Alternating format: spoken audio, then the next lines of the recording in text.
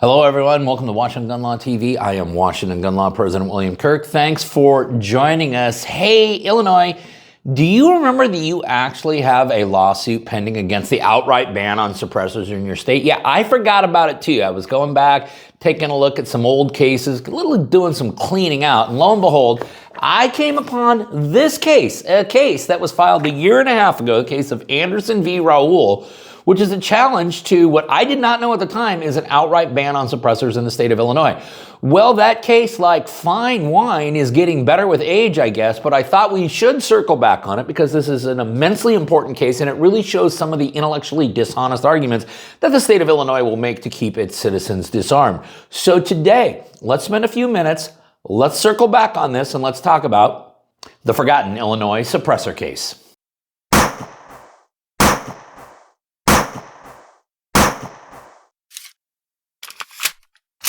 Okay, Illinois, I just want to let you know that this video is being sponsored by the good folks at Right to Bear. That's right, they are flying Washington Gun Law out there next week for our first ever Illinois road trip. I hope you guys can come by one of the locations and join us. Where are we going to be? Monday, October 14th, Tuesday, October 15th, we're going to be at Gat Guns in East Dundee, Illinois. Then on Wednesday, October 16th, we're going to be out at Law Weapons in Naperville. And then on Thursday, October 17th, we're going to be at South Post Guns in Streator, Illinois. The information on how to register for these events are all down there in the description box. I look forward to seeing all of you next week in Illinois. Thanks again to our good friends at Right to Bear for making all of this possible. Okay, America and Illinois, what we are talking about today is the case of Anderson v. Raoul. It was a case that was filed about a year and a half ago in the United States District Court for the Southern District of Illinois, and we are absolutely nowhere closer to having any resolution to this case whatsoever. Now, at the time that I first found out about this case, I was completely unaware that the state of Illinois actually bans possession of any suppressor whatsoever. Even out here in the People's Republic of Washington, an individual can lawfully obtain a suppressor so long as they comply with all federal regulations. But in Illinois, no. The state of Illinois knows much better. Worse yet, if you are caught in possession of a suppressor in Illinois, it is a Class 3 felony. However, if you're in possession of a suppressor within certain geographical areas, well, then it can become actually a Class 2 felony. Now, although the plaintiffs filed their brief approximately a year and a half ago, it took the state of Illinois quite a while to come around to it, but ultimately their argument can be summed up like this. Suppressors aren't arms, and therefore the Second Amendment doesn't apply, and therefore we get to do whatever we want to do. That's literally their argument. Now, for those of you who live in Illinois, you will know that if you are actually found in violation of Illinois suppressor law, what you are actually charged with is unlawful possession of a weapon. So even though the statute refers to a suppressor as a weapon, apparently the Illinois Attorney General's office knows a lot better. Let us also not forget that there is this massive piece of federal legislation called the National Firearms Act. It's been in existence for almost 100 years now. It's passed in 1934, and it regulates clearly what the federal government deems to be firearms. And what is one of the very few items that is actually regulated by the National Firearms Act? Yes, of course, that is suppressors. So even though Illinois statute refers to them as weapons, and even though the federal government clearly thinks that they fall under the purview of the ATF, once again, the Illinois Attorney General's office seems to know better. But since the viewers here on this channel are not idiots, because you guys geek out all the time, not only on this channel, but a lot of other channels, because you're constantly trying to educate yourself about Second Amendment jurisprudence, you know that, of course, the plain text of the Second Amendment covers possession of suppressors, and therefore, the government is going to have to find some type of historical analog to justify this outright ban on possession of suppressors in the state of Illinois. And we know, if we're going to go geeking out on the history, that the only history that we have as a nation of allowing outright bans is for items that are considered to be both dangerous and unusual. And herein lies the problem for the state of Illinois, because while many things that we talk about on here could certainly be deemed dangerous, most of them are not unusual.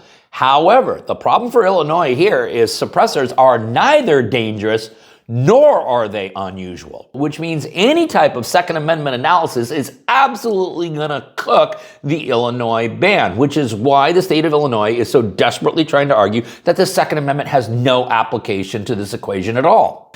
So let's talk about whether or not suppressors are in fact dangerous and unusual. Let's start in the back and work our way forward. Are suppressors unusual? Well, we know from Catano that a mere 200,000 stun guns constitutes an item that is no longer considered to be unusual. What did the petitioners state about it in their initial complaint? The common use of suppressors has continued into modern day. Millions of suppressors are owned by law-abiding Americans. As of 2021, over 2.6 million suppressors were legally registered in the United States. 2.6 million 3 years ago, which presumably means that the number is well into the 3 millions at the current time. And then the petitioners also pointed out the lawful use of suppressors is significant. Between 2016 and 2020, for example, suppressors were the most likely item to be listed on a National Firearms Act weapon applications form. That's right. And if you talk to anyone in the ATF NFA division, they will tell you by far, by a long stretch, the most commonly registered item in the National Firearms Act registry is in fact suppressors, which of course also leads the petitioners in this case to point out suppressors are widely permitted throughout the United States. Contrary to the Illinois suppressor ban, 42 other states permit their citizens to possess suppressors. Yeah, and even here in the People's Republic of Washington, that can be lawfully done. So there is absolutely, positively nothing unusual about suppressors. But are they dangerous? Well, actually, in many ways, they're far from dangerous. They actually make the use of firearms much safer. And so the plaintiffs really pounded away at this point. First, suppressors are commonly used for hearing protection. The National Hearing Conservation Association Task Force on Prevention of Noise-Induced Hearing Loss from Firearm Noise recommends the use of suppressors to reduce the risk of hearing loss. Oh, but they're not alone about that. You know about the CDC, right? Well, what did the CDC say about it? The CDC has similarly recommended the use of suppressors for hearing protection.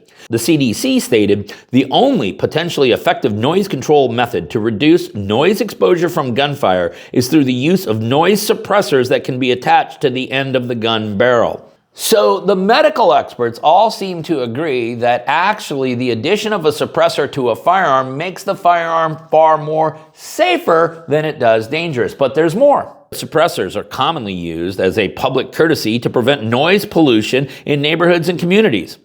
Although suppressors do not silence gunshots, they reduce the decibel level of gunshots and thus prevent noise pollution. And again, you want to talk about how suppressors make firearm use considerably more safer? The plaintiffs also pointed out. Fourth, suppressors are commonly used to make firearm training safer and to improve the accuracy of firearms. Suppressors reduce recoil and help reduce muzzle flinch, allowing for greater control of a firearm and improved accuracy. Some firearm safety instructors prefer their students to use suppressor because it prevents them from developing a flinch at the firing of a gun. Further, replacing earmuffs or earplugs with suppressor increases a firearm user's ability to hear commands and warnings, which can help reduce accidents at a firearm range or elsewhere. But you see, suppressors also make other uses of firearms considerably more safer, including the most important use of a firearm. Fifth, suppressors are commonly used to make self-defense and defense of the home safer and more effective. In the event that an individual must use a firearm for self-defense, the individual may not have earmuffs or plugs at his or her disposal. Accordingly, a suppressor allows the individual to exercise self-defense or defense of the home while avoiding the risk of permanent hearing loss. And the individual retains the ability to effectively communicate with other household members and hear outside noises or signals, which may aid self-defense or defense of the house. But you see, the whole reason we ban these things is because criminals use suppressors all the time. And it's the fact that there's this criminal element to suppressors is the why we need to regulate them, or in this case, in the state of Illinois, just flat out ban them.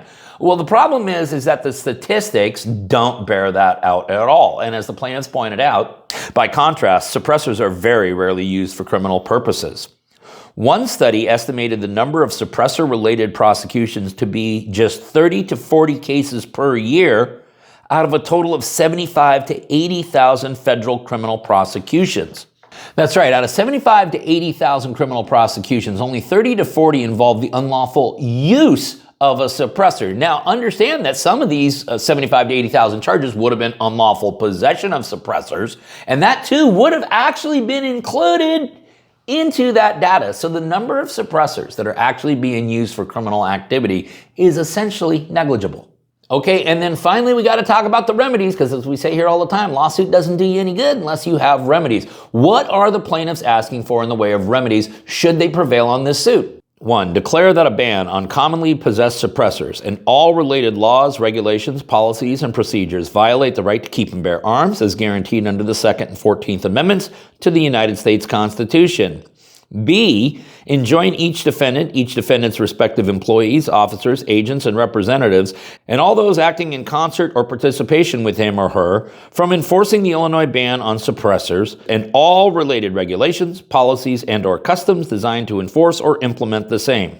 Okay, the case once again is Anderson v. Raoul. It is in a massive holding pattern and right now has been stayed pending the outcome of the trial in the matter of Harold v. Raoul, which is one of the many, many challenges to Illinois' assault weapon ban. That case has already been tried. We are waiting for a ruling from that. This case, like I said, is aging out like fine wine, but it is still alive, and this is an immensely, immensely important case for not only everyone in Illinois to follow, but everyone around the United States, because if we start adopting rulings that suppressors are not even protected by the Second Amendment, you can understand what the civilian disarmament regime could do with that. Listen, we're going to go ahead and link up the petition down below in case you want to geek out on it for yourself. If you got any other questions about this or anything else related to what's left of our Second Amendment rights, you guys should know how to get a hold of Washington gun law by now, but if you don't, that's okay. That information's down there in the description box. Maybe you got an idea for a video we should be doing around here. If you do, go ahead and click on that link right there. Let us know. It's probably better than any idea we'll come up with. If you just want to subscribe to our monthly newsletter, the ability to do all of that is right down there in the description box. And then finally, and most importantly, let's everyone remember that part of being the lawful and responsible gun owner, like we talk about all the time here, is to know what the law is in every situation, how it applies to you in any instance that you may find yourself. Until next time, thanks for watching and stay safe.